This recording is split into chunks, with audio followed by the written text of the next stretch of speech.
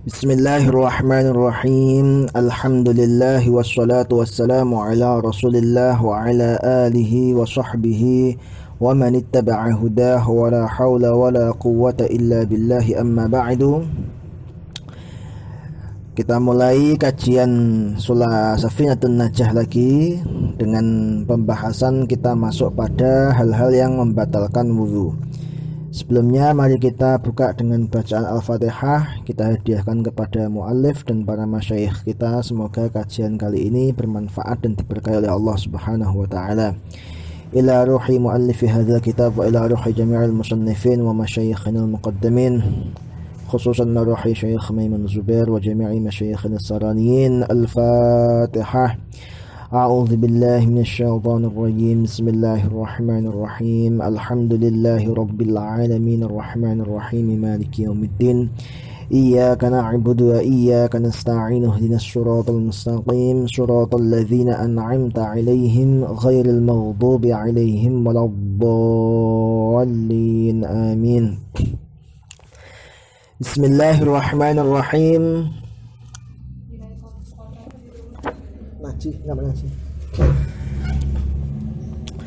Faslun utawi iki iku fasal suci. Nawaqidul wudu'i utawi pira-pira perkara sing batalake wudu iku arba'atu asya'a, iku ana papat pira-pira perkara. Lafal nawaqid itu adalah jam'u naqidin, yaitu jamak daripada lafal naqid, yaitu sesuatu yang menghilangkan sesuatu yang lainnya, dihilangkan dari asalnya, yaitu ma yuzilu syai'a min aslihi, yaitu sesuatu yang menghilangkan sesuatu yang lain dari asalnya. Sementara yang dimaksud dengan nawaqid di sini artinya adalah al-asbab allati yantahil wudu'u biwujudi wahidin minha, yaitu sebab-sebab yang mana wudhu itu menjadi berhenti atau menjadi habis dengan adanya sesuatu sebab tersebut. Jadi nawaqid itu artinya perkara-perkara yang menyebabkan berhentinya wudhu atau batalnya wudhu. Dalam redaksi lain, kata nawaqid juga disebut dengan mubtilat, yaitu sesuatu yang membatalkan wudhu. Jadi sesuatu yang membatalkan wudhu, atau juga bisa disebut dengan al-ahdath. Apa itu al-ahdath? Lafal al-ahdath itu adalah jamaknya lafal hadas. Hadas itu adalah di sini dikatakan amrun i'tibariyun yaqumu bil a'dha yamna'u min sihhatis salati haitsu la murakhisa, yaitu sesuatu yang bersifat i'tibari. I'tibari itu maksudnya apa? Sesuatu yang dianggap oleh syariat. Jadi syariat itu menganggapnya. Jadi syariat di sini, syariat itu adalah Allah dan Rasulullah Shallallahu Alaihi Wasallam, yaitu sesuatu yang dianggap oleh syariat sebagai sesuatu yang mencegah sahnya sholat sekiranya di situ tidak ada rukhsah. Maksudnya tidak ada rukhsah bagaimana? Berarti jikalau di situ kok ada rukhsah, ya misalnya kok salisul baul, orang yang selalu pipis terus, itu walaupun ada manaknya, yaitu berupa hadasnya pipis, tapi di situ ada rukhsah, ada keringanan, karena tidak mungkin seseorang itu tidak akan sholat, ya dia harus sholat walaupun ada manaknya, maka di situ termasuk ada rukhsah. Di sini yang dimaksud dengan amrun i'tibariyun itu artinya bahwasanya sesuatu tersebut itu adalah tidak bisa dilihat oleh mata orang umum. Bukan berarti artinya sesuatu itu tidak ada. Dia itu menurut sebagian ulama itu sesuatu yang nanti yang menjadi nawaqidul wudhu itu ada, hanya saja bisa dilihat oleh orang-orang tertentu saja.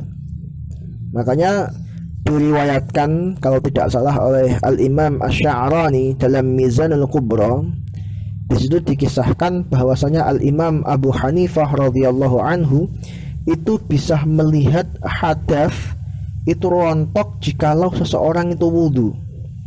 Jadi hadas seseorang itu rontok jikalau orang itu wudu, sehingga air yang terkena atau air yang sudah digunakan untuk menghilangkan hadas itu dilihat oleh Imam Abu Hanifah, airnya itu kadang warnanya berubah. Mungkin saja, bisa saja ketika di situ seorang tuh baru saja melakukan maksiat, melihat perkara yang haram, maka mungkin air wudhu yang digunakan itu akan berubah menjadi air yang berwarna merah seperti darah. Mungkin saja seperti itu. Jadi walhasil di sini hadas itu adalah sesuatu yang sebenarnya ada, hanya saja dia tidak bisa dilihat oleh kasat mata umumnya orang, kecuali oleh orang-orang yang memang hatinya itu sudah dibersihkan oleh Allah Subhanahu wa taala. Dalam bahasa sufi mereka disebut sebagai al-arifun, yaitu orang-orang yang ahli ma'rifat. Di sini yang membatalkan wudhu itu jumlahnya ada 4.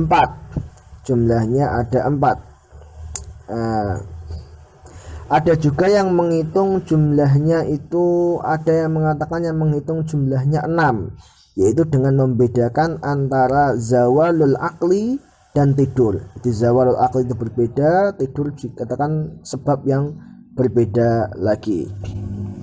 Baik, kita lanjutkan. Al-awwalu utawi sang pertama iku al-khariju perkara sang metu min ahadis sabilaini saking salah sijine dalan loro, min qubulin nyatane saking dalan ngarep, au duburin utawa saking dubur, rihin rupane kelah mau ambu, au ghairihi utawa sakliyane kelah mau rih, illal maniya kecuali mani, illal maniya kecuali mani.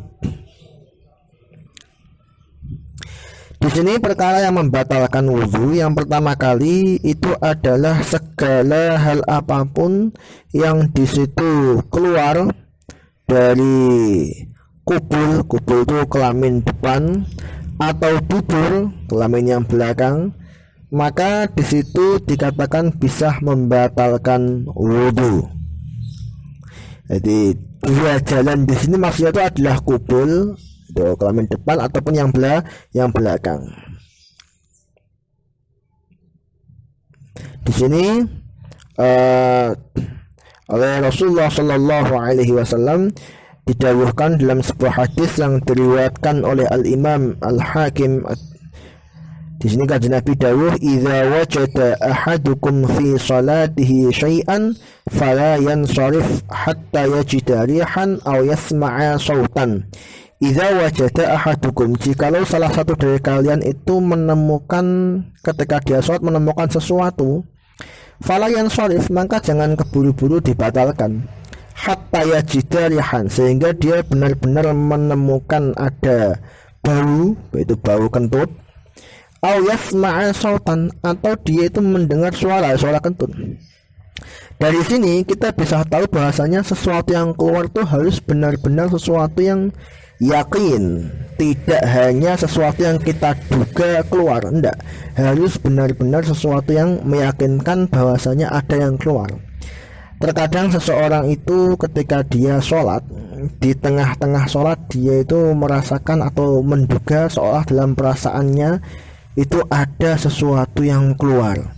Nah ini hati-hati, jangan kemudian terus dia buru-buru membatalkan sholatnya, karena ketika jenengan membatalkan sholat, sengaja membatalkan sholat tanpa ada sesuatu yang menjadikan sholat itu batal, itu pun hukumnya haram. Jadi keluar dari sholat tanpa ada sesuatu yang membatalkan itu pun hukumnya juga haram.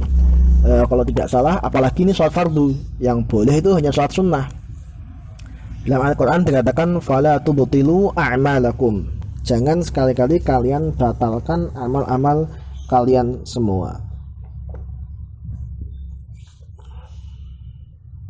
Terus di sini dikatakan syarat daripada orang yang keluar sesuatu yang tadi, itu syaratnya itu adalah al-hayyu, jadi orang yang hidup. Jadi ketika kok ada mayit misalnya, dia sudah dimandikan, sudah diwuduni, tapi kemudian kok ada keluar sesuatu sesuatu najisnya dari kubulnya atau duburnya, ya maka dia wudhunya tidak batal, wudhunya tidak lantas batal, tetap wudhunya atau mandinya atau apapun ya wudhunya, kalau kita bahasan sekarang bahas wudhunya tetap tidak batal. Karena apa? Karena dia sudah meninggal, hanya saja nanti ketika kok yang keluar itu benar-benar ada yang keluar najis, entah itu sisa-sisa daripada kotoran dalam perut yang kemudian keluar melalui jalur dubur, atau itu pipis, ya maka nanti kalau keluar benar-benar keluar ya harus dibersihkan, itu disucikan lagi, tapi wudhunya tetap tidak batal. Syarat selanjutnya yaitu al-hayyu al-wadih, yaitu orang yang jelas maksudnya bagaimana? Jelas laki-laki atau jelas perempuannya. Jadi ketika misalnya kok ada dalam bahasa fikih yang disebut dengan al-khuntha al-mushkil, ya, al-khuntha al-mushkil, yaitu seorang manusia yang memiliki dua alat kelamin. Jadi punya alat kelaminnya laki-laki dan punya alat kelaminnya perempuan. Wallahu alam, ini apakah benar-benar nyata ada atau tidak saya kurang tahu. Tapi andaikan kok ada seperti itu, maka tidak bisa kita hukumi batal wudhunya hanya gara-gara misalnya ada yang keluar dari salah satu farjinya.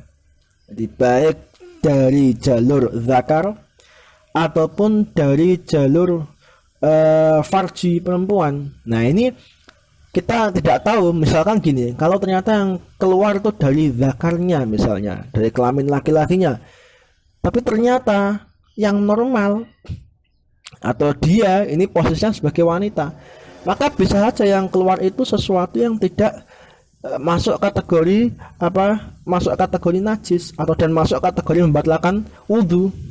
Atau sebaliknya yang keluar dari kelamin wanita tapi sebenarnya dia laki-laki, maka yang keluar dari kelamin wanita tersebut tidak dianggap sebagai sesuatu yang membatalkan wudhu.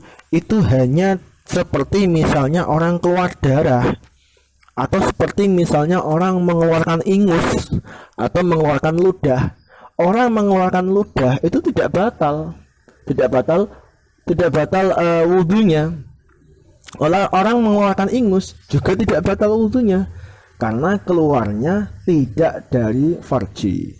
Nah, karena khuntha muskil atau wandu yang muskil ini tidak jelas dia itu posisinya laki-laki atau perempuan, maka jikalau yang keluar kok hanya salah satu, maka dikhawatirkan nanti kelamin yang lainnya itu yang malah benar berfungsi, atau kelamin yang lainnya itulah jenis kelamin dia, sedangkan yang keluar tadi tidak.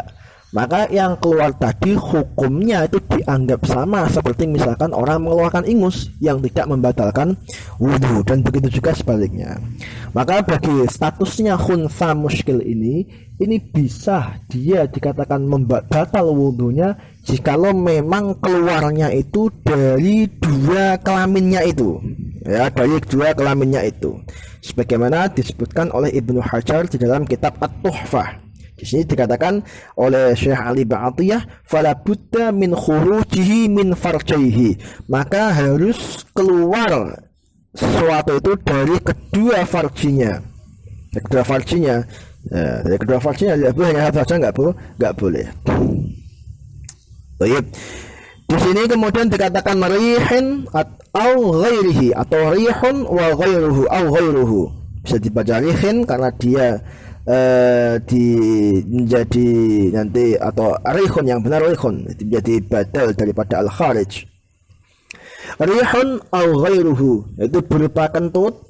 Ini artinya apa? Kentut ini artinya adalah sesuatu yang keluar yang sudah biasa keluar, bukan sesuatu yang keluar yang langka, yang tidak umum, bukan.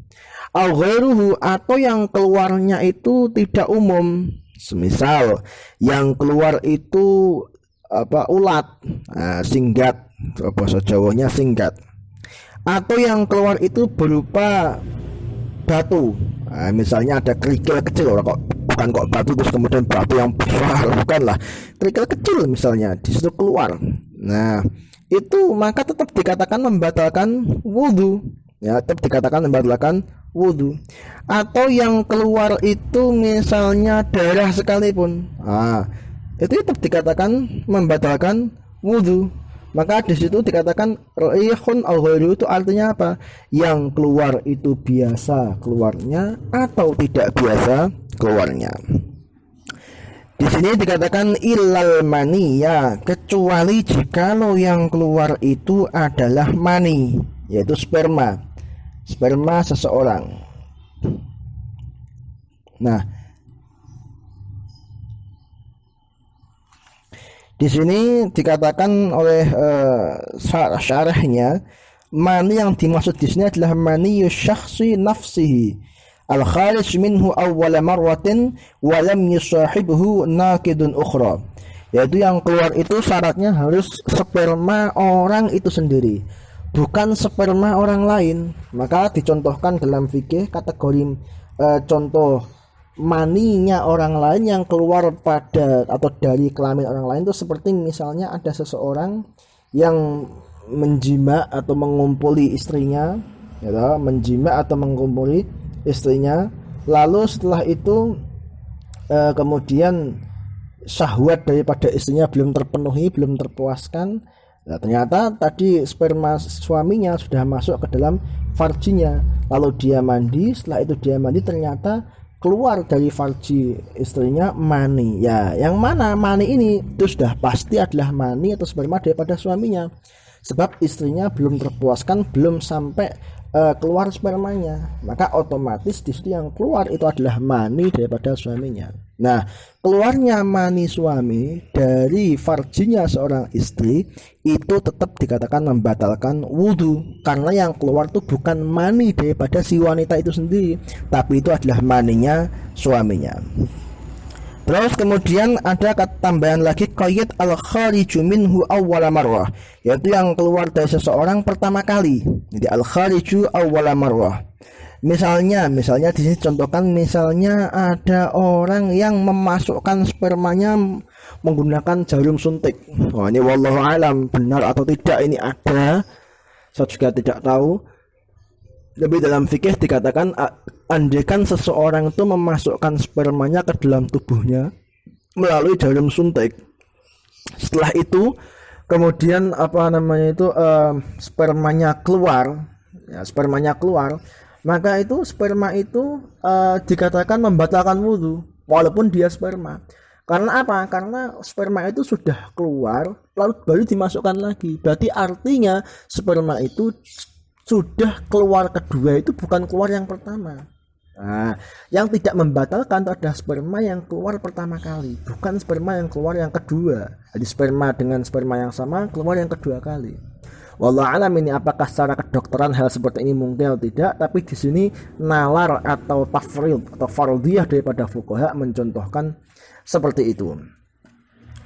Terus kemudian juga dikatakan walam yusahibuhu nakidun ukhra, sperma itu tidak bersamaan dengan hal lain yang membatalkan wudu. Nah, misalnya bagaimana? Misalnya gini, orang keluar spermanya, batal wudunya enggak? Tidak batal. Tapi ketika orang keluar sperma, misalnya dia pas seorang suami menjima istrinya, keluar spermanya, tapi dia kan otomatis juga memegang istrinya. Lah, memegang istri ini termasuk sesuatu yang membatalkan wudu. Maka ketika dia dari sisi keluar spermanya dia tidak membatalkan wudu, tapi dari sisi dia memegang istrinya itu membatalkan wudu. Baik. Terus di sini ada juga sebentar. Kenapa di sini kok mani kok tidak membatalkan wudu? Ini para fuqaha memberikan alasan sebuah kaidah fikih, yaitu dikatakan dalam sebuah kaidah fikih dikatakan ma aujaba a'zamal amrayni bi umumihi la atau bi khususihi la yujibu adwanahuma bi umumihi. Ini perlu dicatat, saya ulangi lagi. Ma aujaba a'zamal amrayni bi khususihi la yujibu adwanahuma bi umumihi, yaitu sesuatu yang mewajibkan a'zamal amrain, mewajibkan sesuatu paling besar di antara dua hal. Al-amran ini isinya apa? Al-amran itu isinya adalah satu, itu adalah mandi al-ghuslu. Kedua adalah al-wudu. Maka di antara al-ghuslu dengan al-wudu itu al-ghuslu itu lebih a'zam, lebih besar. Maka dikatakan ma'aujaba a'zamal amraini. Keluarnya sperma itu mewajibkan a'zamal amrain, mewajibkan dua hal bersuci yang paling besar, yaitu mandi. Jadi ketika di situ mewajibkan mandi, maka la yujibu adwanahuma. Nah, maka keluarnya sperma itu tidak mewajibkan seseorang untuk melakukan sesuatu bersuci yang paling rendah di antara dua hal tadi, yaitu wudhu. Karena keluarnya sperma sudah mewajibkan mandi, maka dia tidak mewajibkan wudhu yang paling rendah. Padahal mestinya keluarnya sperma itu masuk kategori al-kharij min ahadis sabilain. Tapi karena dia sudah mewajibkan mandi, maka tidak mewajibkan wudhu. Seperti itu. Terus disamakan dengan sperma adalah jikalau seorang anak itu keluar. Seorang anak itu keluar, maka di situ keluarnya anak pun tidak mewajibkan seseorang untuk wudhu. Karena apa? Karena al-walad iku maniyun munaqidun, yaitu al-walad itu adalah sperma yang kemudian berbentuk manusia. Nah, ini maka karena dia sperma pada hakikatnya dia juga tidak mewajibkan wudhu atau tidak membatalkan wudhu.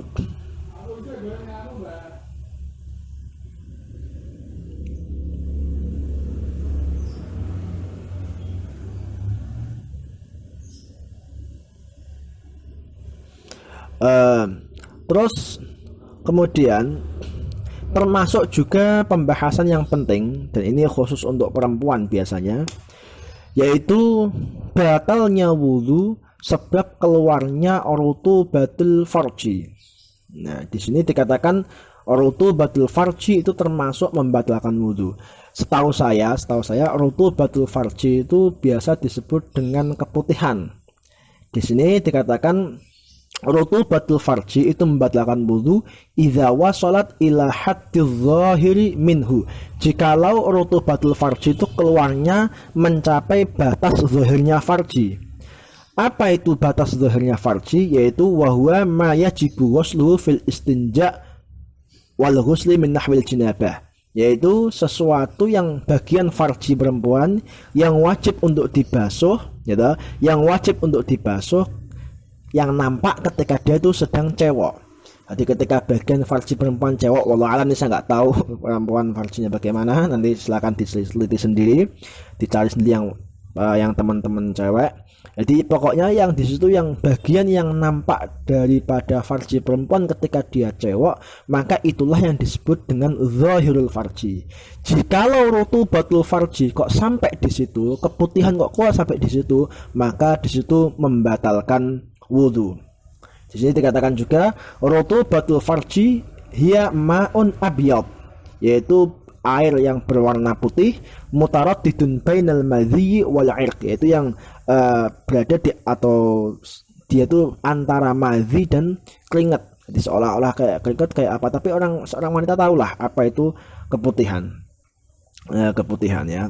Nanti ini perinciannya ada banyak masalah rutubatul farji, yaitu yang di sini yang dikatakan, ada yang dikatakan suci, jadi dibagi menjadi 3 rutubatul farji itu.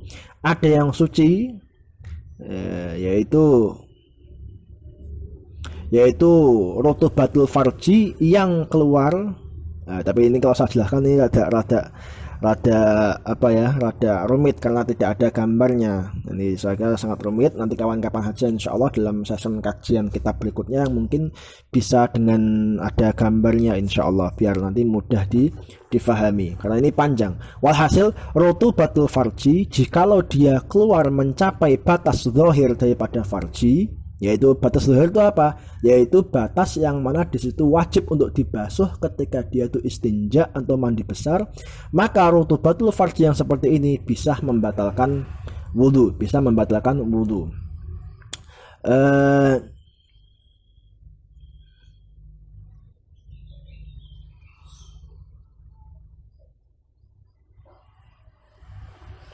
Begitu juga yaitu yang dikatakan al-qassah al-bayda, yaitu semacam kayak putih-putih yang keluar, yang mana keluar itu nanti untuk menjelaskan atau memberi petunjuk kepada wanita bahwasanya seorang wanita yang haid itu sudah suci.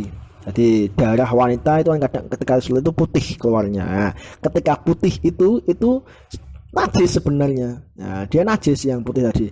Tetapi itu sebagai petunjuk bahwasanya petunjuk bahwasanya haidnya sudah berhenti, sudah suci. Nah, itu juga sama, dia juga naqidatun lil wudu. Naqidatun lil wudu. Ini panjang ini ya kalau terangkan semuanya nanti. Baik.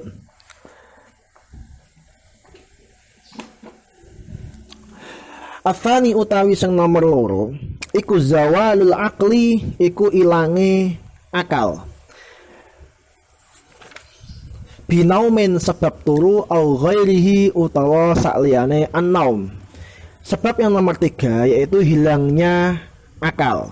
Jadi akal seseorang itu hilang. Akal di sini maksudnya bagaimana? Apakah berarti kemudian kayak orang gila akalnya hilang? Ya, kalau orang gila sekaruane. Jadi orang gila itu sudah jelas dia memang tidak wajib untuk sholat, dia tidak mukallaf lagi. Tapi yang dimaksud di sini hilangnya akal itu adalah zawalut tamyiz an sahibihi, yaitu hilangnya sifat tamyiz. Jadi hilangnya sifat tamyiz dari seseorang. Kemarin sudah saya katakan tamyiz itu adalah sifat yang terdapat seseorang di mana dia itu bisa membedakan mana baik dan mana yang buruk, mana yang membahayakan dan mana yang bermanfaat. Salah satu ciri tamyiz itu dia sudah bisa makan sendiri, sudah bisa cewek sendiri, sudah bisa istinja sendiri, gitu. Terus kemudian dia juga sudah bisa berbicara dengan baik, sudah bisa memahami dengan baik. Itu yang disebut dengan tamyiz. Nah, di sini yang dimaksud dengan zawalul akli itu artinya adalah zawalut tamyiz. Karena ketika orang tidur itu sebenarnya dia bukan kok hilang akalnya masih ada. Nah, cuman dia itu tamyiznya, dia tidak bisa membedakan. Orang tidur kan tidak bisa membedakan, diomongnya nggak paham. Ya, diomongnya juga tidak paham. Nah, terus kemudian di sini hilangnya akal itu dikatakan binaumin, ada kalanya sebab tidur. Ya, hilangnya akal sebab tidur. Jadi orang yang tidur itu dia itu hilang akalnya. Nah, makanya termasuk tanda-tanda orang tidur itu dia itu bisa kadang bisa mimpi. Jadi kalau orang kok tidur itu ya bisa mimpi. Ya, tanda-tanda tidur dia mimpi itu. Nah, kalau ada orang kok ragu apakah ini dia itu tidur atau masih dalam posisi ngantuk, dia ragu-ragu. Nah, maka ketika seperti itu ya dia tidak dikatakan batal wudunya. Karena apa? Karena al-yaqin la yuzalu bisyak. Nah, dia masih ragu-ragu. Dia yakin kalau dia itu punya wudu, tapi dia ragu apakah dia tidur atau dia ngantuk. Maka di situ tidak batal wudunya karena al-yaqin yang berupa dia itu suci, dia masih punya wudu, itu al-yaqin, al-amrul mutayaqqan. Itu la yuzalu bisyak, tidak bisa dihilangkan keyakinan itu bisyak dengan keraguan, yaitu apa? Dia ragu apakah dia itu wudu, dia itu tidur atau dia itu ngantuk. Para ulama mengatakan termasuk ciri-ciri atau tanda-tanda orang itu masih ngantuk saja itu dia masih mendengar omongan orang-orang di sampingnya walaupun dia nggak paham. Jadi sama'u kalamil hadirin, dia mendengar ucapan orang-orang di sampingnya wa illam yafham, walaupun dia nggak paham. Nah, berbeda jikalau dia itu sudah sampai mimpi. Nah, dia sudah sampai mimpi maka otomatis dia itu batal wudunya. Di sini sesuai dengan dawuhnya Kanjeng Nabi Muhammad sallallahu alaihi wasallam. Kanjeng Nabi dawuh dalam sebuah hadis, Kanjeng Nabi berdawuhan, al-ainu wika'us sahi faman nama falyatawadda. Al-ainu, mata itu adalah wika'us sahi, itu adalah talinya dubur. Maka faman nama falyatawadda, maka barang siapa kok tidur falyatawadda, maka dia wajib untuk wudu. Kenapa demikian? Karena ketika seseorang itu tidur, ya seseorang kok tidur, maka otomatis potensi sangat besar, yaitu keluarnya sesuatu kentut dari duburnya. Di duburnya itu terlepas. Jadi istilahnya Kanjeng Nabi mengatakan wika usahi, talinya dubur. Maka seolah-olah ketika seseorang kok tidur, maka dia tidak bisa mengkontrol apa-apa saja yang keluar dari duburnya. Nggak bisa mengkontrol. Kita nggak tahu pas waktu kita tidur itu kita kentut atau tidak, kita nggak tahu. Kita nggak terasa. Jangan-jangan ada sesuatu yang keluar, kita nggak terasa. Maka ketika seperti itu Kanjeng Nabi mengatakan kalau sudah tidur ya udah berarti wudu, batal wudunya. Filosofinya seperti itu, ya.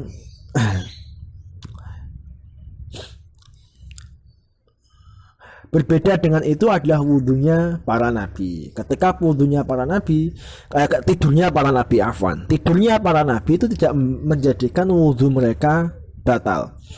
Rasulullah Shallallahu Alaihi Wasallam, termasuk keistimewaan Kanjeng Nabi Muhammad Shallallahu Alaihi Wasallam itu adalah ketika beliau itu tidur, itu hati beliau tidak tidur. Nah, ketika hati seseorang kok tidak terlelap dalam tidur, maka otomatis artinya dia bisa mengkontrol mengkontrol duburnya.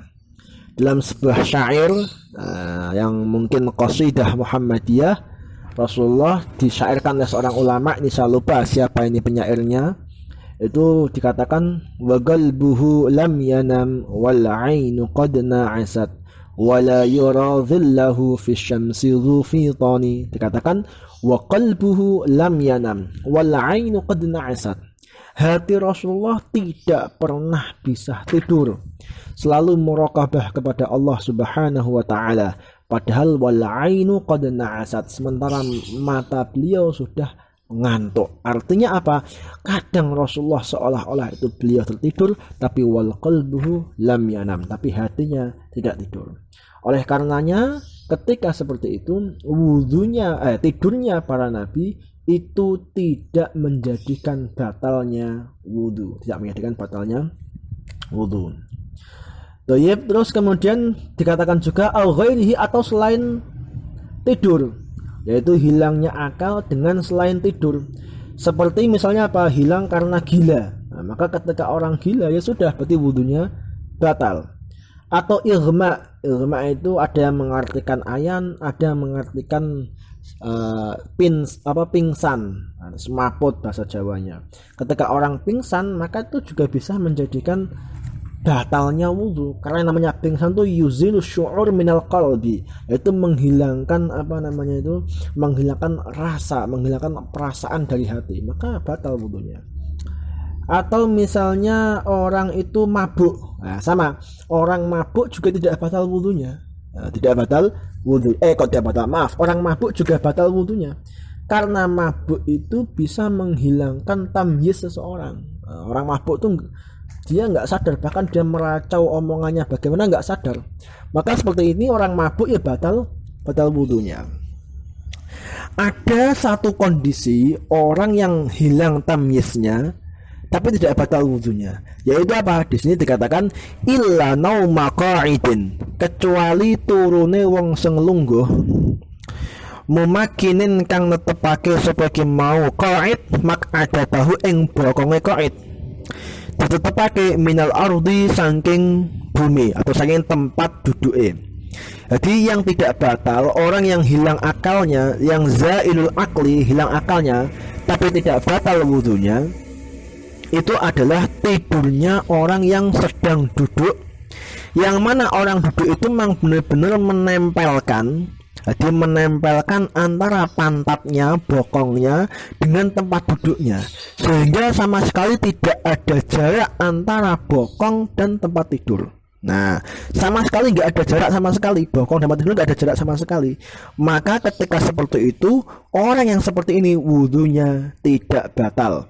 Orang seperti ini wudunya tidak batal.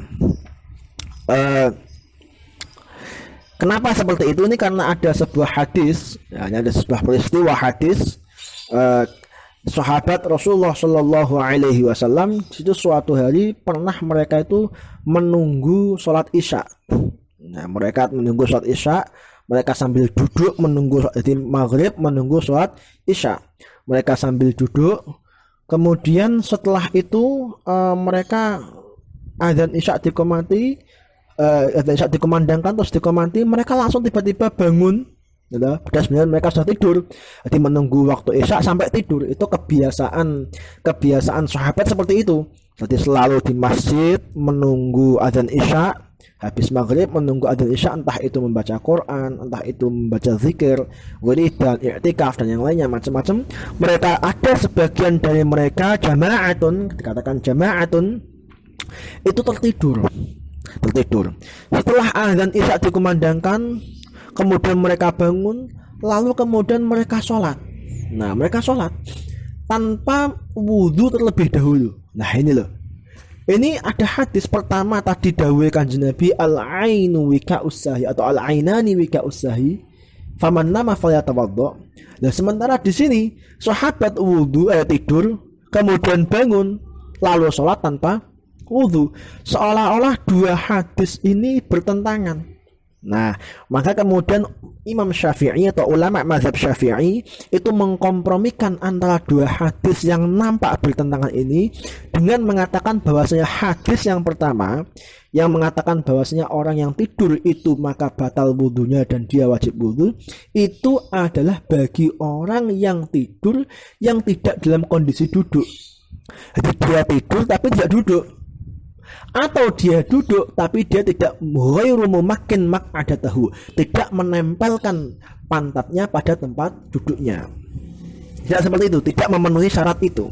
Nah, sementara hadis sahabat tadi itu diarahkan atau diartikan bahwasanya mereka itu adalah orang yang tidur dalam kondisi terduduk dan pantatnya benar-benar menempel kepada tempat duduknya.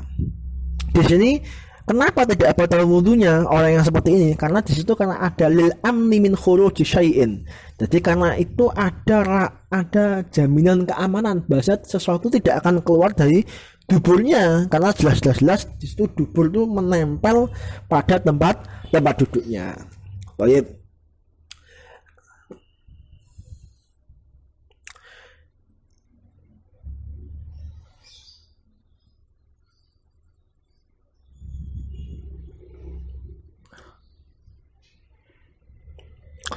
Terus di sini ada beberapa kriteria atau syarat yang menjadikan tidur mumakkin maq'adatahu itu tidak membatalkan wudu. Pertama itu orangnya itu tidurnya harus duduk, tidak boleh orang tidur terlentang. Jadi misal kok ada orang kok tidur terlentang, kemudian dia benar-benar menempelkan pantatnya ke tempat duduknya, di tempat tidurnya tempel kayak bener pantatnya, tapi dia itu tidurnya terlentang, ya tetap batal. Karena yang diperbolehkan tuh hanya ketika dia itu tidurnya dalam posisi terduduk saja, tidak dalam posisi terlentang,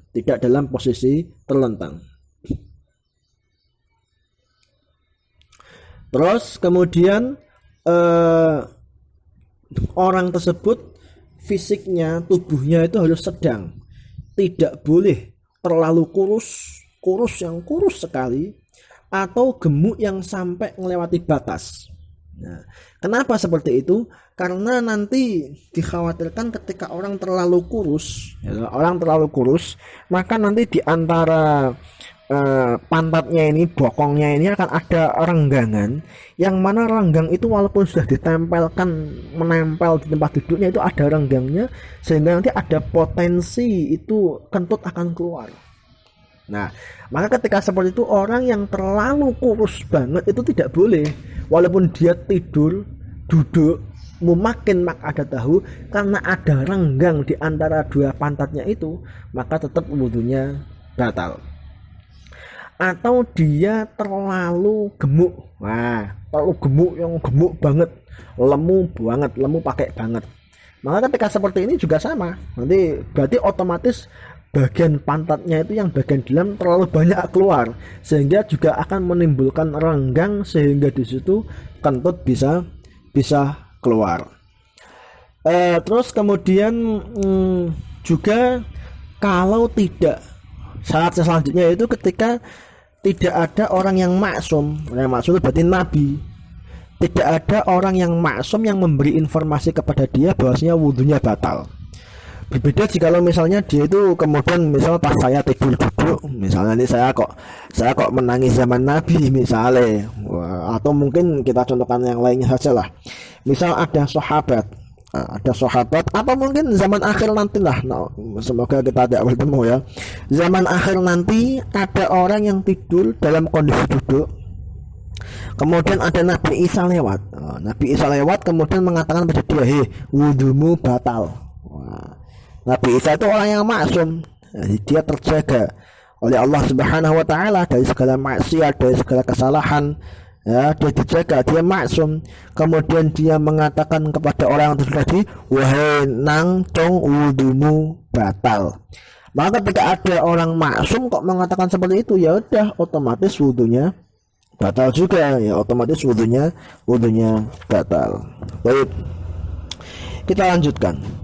Asalisu utawi sing nomor telu iku iltiqa'u basyaratai rajulin, iku ketemune kulit lorone wong lanang, wamra'atin lan wong wedok. Nah, di dua kulit ini bertemu. Di sini dikatakan dalilnya adalah ayat Quran yang mengatakan wa in kuntum marda aw ala safarin aw jaa ahadum minkum minal ghaiti aw lamastumun nisa.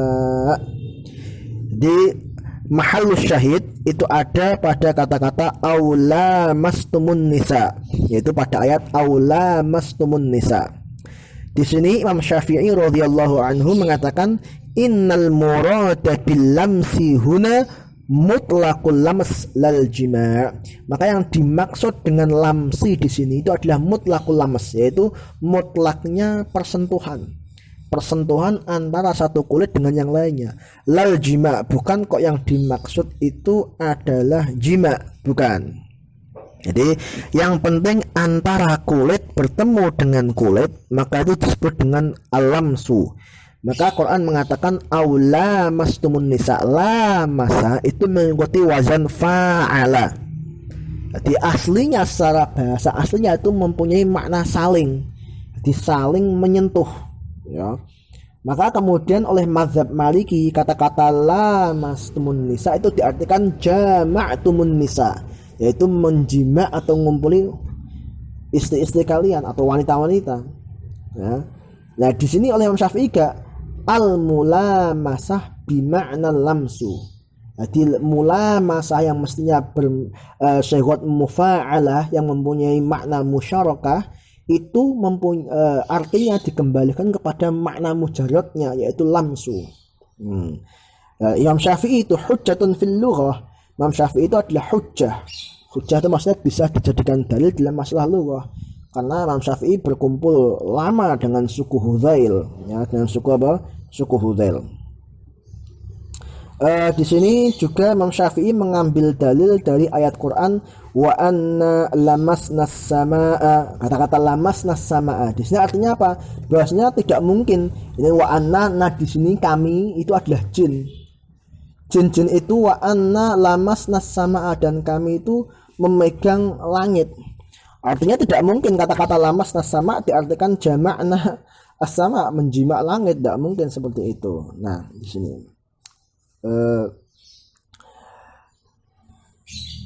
terus kemudian di sini yang disebut dengan al-basyarah, yang namanya kulit, itu adalah zahiru jildil insan, yaitu kulit manusia yang nampak. Nah, itu basyarah. Terus kemudian disamakan juga dengan al-basyarah adalah lahmul asnan, yaitu apa? Gusi, ya, gusi ini apa yang dagingnya gigi dia, kalau tidak salah ya gusi itu. Wal lisan, kemudian lisan juga. Terus batinul ain, dalamnya mata. Atau di situ juga daging yang di situ nampak ketika misalnya sobek atau apa daging kita, maka nampak itu juga termasuk itu disamakan juga dengan kulit, walaupun daging itu aslinya juga bukan kulit aslinya, tapi dia disamakan dengan kulit. Terus kemudian itu menurut Imam Ramli. Imam Syarqawi mengatakan adalah dalamnya hidung. Itu juga termasuk disamakan dengan al-basyarah.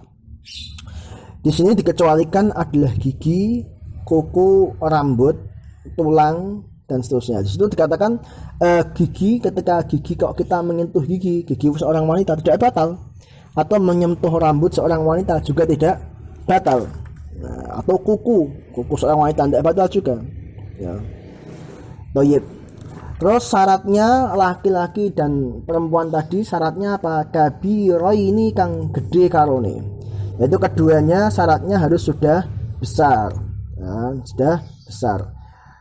Ukuran atau batas kedua orang dikatakan besar itu bagaimana? Yaitu idza balagha haddan bihaitsu yushtaha min qibali ahli ittiba'i salimah 'urfan fil ghalib. Yaitu jikalau seorang laki-laki atau seorang perempuan itu sudah mencapai satu kondisi fisik tertentu yang sekiranya itu ketika dilihat oleh orang yang normal, bukan orang yang sakit jiwanya, itu orang yang normal jiwanya secara uruf itu sudah bisa syahwat atau sudah bisa senang melihat mereka. Jadi tidak dilihat dari umurnya, tidak. Yang penting di situ secara fisik mereka sudah menarik lawan jenis. Nah, gampangannya secara umum lawan jenisnya normal, maka kok sudah menarik, maka di situ sudah masuk kategori besar,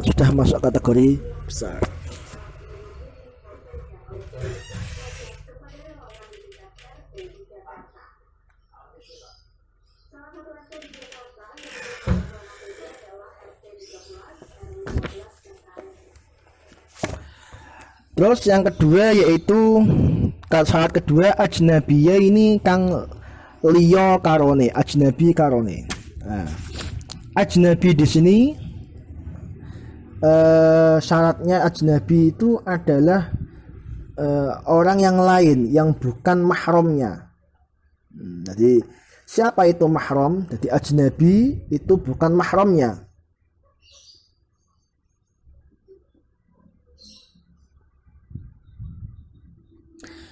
Di sini mahram itu siapa? Mahram itu adalah man haruma nikahuha ala ta'bid. Yaitu seseorang yang haram untuk dinikahi selama-lamanya. Bisa babi qarabatin karena adanya sebab kerabat, yaitu misalnya mbak yunya seseorang, kakak perempuannya, terus kemudian ibunya, neneknya, buliknya, dan seterusnya, itu haram untuk dinikahi sebab kerabat ala ta'bid. Au radha'in atau mahram radha'. Nah, mahram radha' juga tidak boleh. Ibu radha'ah, anak secara radha'ah itu enggak boleh. Maka di situ tidak membatalkan wudu. Au musyaharah atau karena adanya bebesanan. Yaitu misalnya istri daripada ayah kita, misalnya bapaknya nikah misalnya. Atau kemudian istri daripada anak kita. Nah, ini karena musyaharah. Atau kemudian mertua seseorang, mertua kita itu juga dikatakan musyaharah, ya. Jadi ibu seorang istri kita itu namanya mertua perempuan, itu juga tidak tidak membatalkan wudu menurut mazhab jadid daripada Imam Syafi'i. Adapun mazhab qaul qadim Imam Syafi'i, di situ dikatakan membatalkan wudu secara mutlak, baik itu mahram ataupun itu ajnabi. Terus kemudian sebelum saya lanjut ke yang lainnya, tadi dikatakan bahwasanya besar atau dewasa itu dikatakan menarik lawan jenis harus menurut ahli ittiba'i salimah, yaitu orang yang wataknya atau jiwanya itu normal, bukan orang yang jiwanya itu jiwa sakit. Nah, maka dikecualikan daripada ahli ittiba' as-salimah adalah orang-orang fasik dan orang-orang fajir.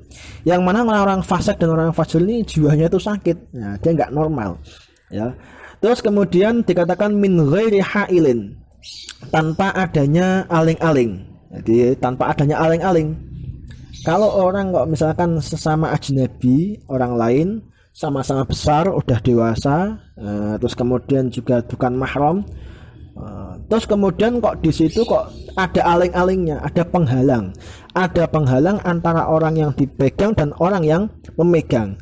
Maka ketika seperti itu, maka wudunya juga batal. Wudunya tidak batal ketika ada aling-alingnya. Ketika tidak ada aling-alingnya, tidak ada penghalang, maka wudunya batal. Maka di sini sudah kita simpulkan syaratnya wudu itu batal karena adanya persentuhan itu ada 5. Yang pertama itu adalah persentuhan tersebut harus dengan kulit. Terus yang kedua itu syaratnya itu adalah antara laki-laki dan perempuan, bukan antara laki-laki dan laki-laki atau perempuan dengan perempuan. Terus yang ketiga yaitu kedua-duanya orang yang saling menyentuh atau tersentuh itu harus sudah dewasa, yaitu sekiranya mereka itu sudah menarik lawan jenis. Yang ketiga tidak ada hubungan mahram, yaitu ajnabi. Yang kelima yaitu tidak adanya penghalang. Terus Ar-rabi'u utawi sing nomor 4 iku massu kubulil adami iku ndemek kubule anak Adam. Kubul itu alat kelamin depan. Aw halqati duburihi utawa bunder-bundere dubure anak Adam. Syarate piye? Bi batnir rahati kelawan jerone epek-epek au butunil asabi'i utawa jerone pira-pira driji. Di sini yang perlu kita catat bahwasanya yang membedakan antara massu dengan al-lamsu, itu kalau massu itu harus dengan batnur rahah, dengan bagian dalam daripada telapak tangan kita, atau butunil asabi atau bagian dalam jari kita. Kalau lamsu itu bisa dengan bagian dalam, juga bisa dengan bagian luar. Itu sama saja kalau lamsu. Maka di sini apa itu batnul kaffi? Di sini batnul kaffi itu secara batnul kaffi dan batnul asabi itu secara mudah. Jikalau jenengan itu menempelkan antara telapak tangan kanan dan telapak tangan kiri ditangkapkan keduanya, maka sesuatu yang tidak nampak dari hasil tempelan yang tidak nampak itu, maka itu masuk kategori batnur rahah dan batnul asabi.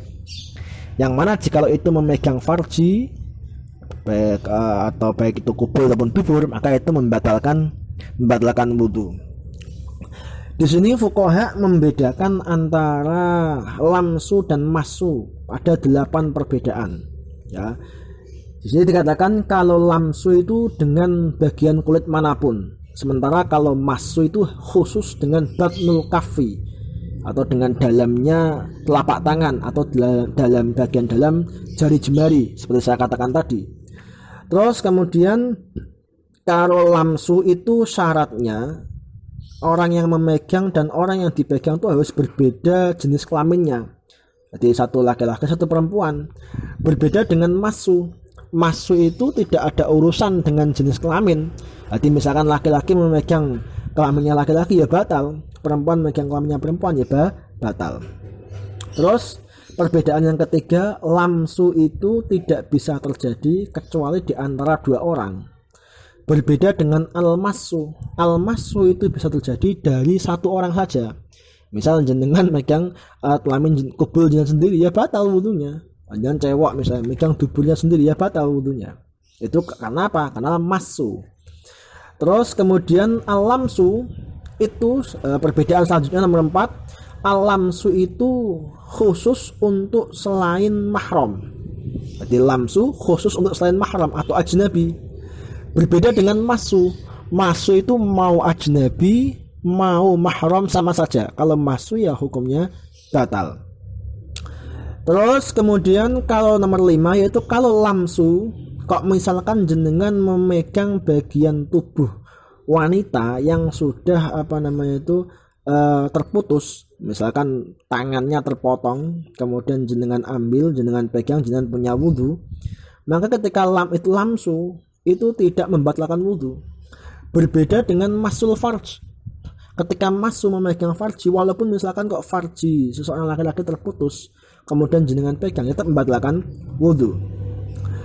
Terus perbedaan nomor 6, lamsu itu bisa terjadi di bagian kulit manapun, mau kepala, mau tangan, mau kaki, mau sikut, mau punggung.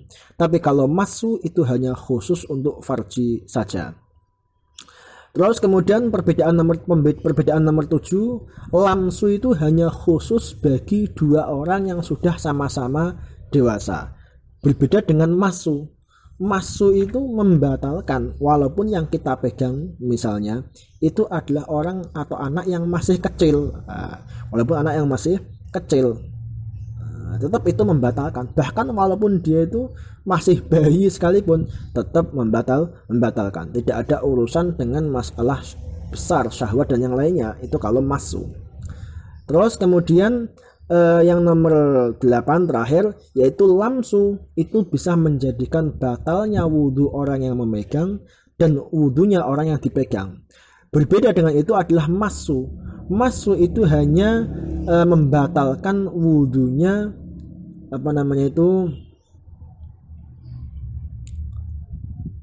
membatalkan wudhunya orang yang memegang saja. Sementara ketika orang yang dipegang tidak batal wudhunya selama antara yang memegang dan yang dipegang itu satu jenis kelamin, misalkan sama-sama laki-laki, maka yang batal ya yang memegang saja, sementara yang dipegang tidak batal wudhunya. Baik, cukup sekian kajian kita pada siang hari ini, agak panjang sedikit tapi insya Allah ini bermanfaat. Semoga bisa diambil manfaat dan berkahnya. Kajian ini kita lanjutkan besok lagi. Cukup sekian, kita tutup dengan kafaratul majlis. Subhanakallahumma bihamdika asyhadu an la ilaha illa anta astaghfiruka wa atubu